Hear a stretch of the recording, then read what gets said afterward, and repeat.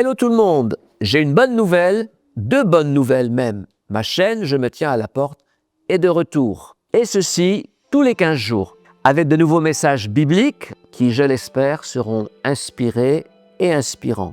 Et la deuxième bonne nouvelle, c'est la publication de mon livre qui s'appelle « Je me tiens à la porte ».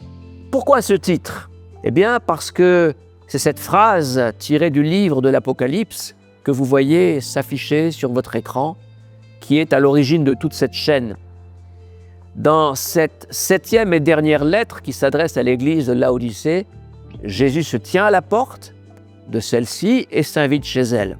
Et cette phrase a tellement résonné dans mon cœur, alors que nous étions confinés pendant le Covid, que m'est venue cette idée plutôt saugrenue de lancer cette chaîne. Cette invitation du Christ résonne encore dans mon cœur et j'ai toujours tellement envie de partager le message passionnant de l'Évangile.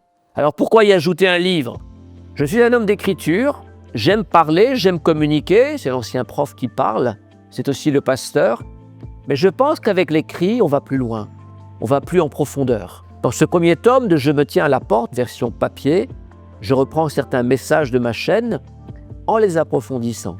Le fil directeur est la grâce et la vérité. Grâce et vérité incarnées par Jésus, le Christ, par son message, sa vie, ses faits et gestes, comme par exemple cette déclaration à la femme adultère, « Va et ne pêche plus ». Mais grâce et vérité déjà présents dans le Premier Testament, communément appelé Ancien Testament, on y trouve des histoires merveilleuses, des histoires bouleversantes de Joseph, fils de Jacob. Je montre comment ce jeune homme, en butte à la haine et l'hostilité de ses proches, fera preuve de grâce, de pardon vis-à-vis de ses frères. Ces questions de vérité, de pardon, de grâce, d'identité profonde, notamment quand il y a le mal et le péché qui semblent régner dans la vie des gens, sont abordées au travers de personnages, d'histoires tirées des deux testaments.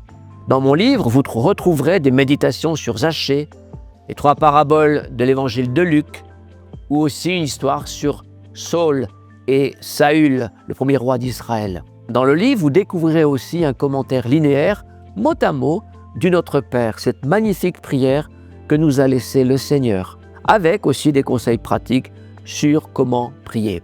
Alors, achetez mon livre, il n'est pas très cher, moins de 10 €.